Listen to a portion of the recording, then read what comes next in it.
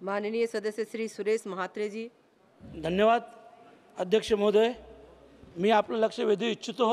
नवी मुंबई आंतरराष्ट्रीय विमानतळ जे काही दिवसातच चालू होणार आहे आणि या विमानतळासाठी स्वर्गीय दिबा पाटील साहेबांचं नाव द्यावं असं स्थानिक भूमिपुत्रांची मागणी होती आणि त्या मागणीला अनुसरून महाराष्ट्र सरकारच्या विधिमंडळात आणि विधान परिषदेत देखील दोन्ही ठिकाणी एकमताने ठराव मंजूर होऊन तो ठराव केंद्र सरकारकडे आलेला आहे। मी दिबा पाटील साहेबांविषयी एवढंच बोलेन मॅडम की 2 वेळा खासदार, 5 वेळा आमदार, महाराष्ट्र विधानसभेचे विरोधी पक्षनेते आणि खास करून त्यांच्या प्रयत्नामुळे 1989 मध्ये महाराष्ट्रात जी महिला भ्रूण हत्या प्रतिबंधक कायदा लागू झाला त्याचं समर्थन केंद्र सरकारने देखील केलं आणि 1994 मध्ये केंद्र सरकारने देखील त्या कायद्याला मान्यता दिली।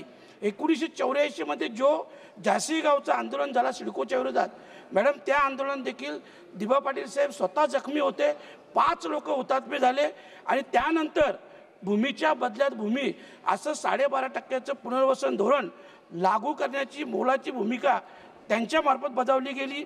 2013 मध्ये जो कायदा लागू झाला भूमी अधिग्रहण कायदा त्याच तत्वावर तो लागू होता आणि म्हणूनच या ऐतिहासिक आणि सामाजिक योगदानाला उचित सन्मान देण्यासाठी महाराष्ट्र सरकारने 2022 मध्ये निर्णय घेतलेला आहे आणि म्हणूनच मी केंद्र सरकारला विनंती करतो की त्या निर्णयाची लवकरात लवकर पूर्तता करावी आणि नवी मुंबई आंतरराष्ट्रीय विमानतळाला स्वर्गीय दिबा पाटील साहेबांचं नाव द्यावं जेणेकरून आत्तापर्यंत त्यांनी जे काम केलेलं आहे, समाजकार्य केलेलं आहे, त्या समाजकार्याला देखील एक मानवंदना होईल आणि त्यांच्या स्मृतीस देखील अभिवादन होईल अशा प्रकारची मी विनंती करतो।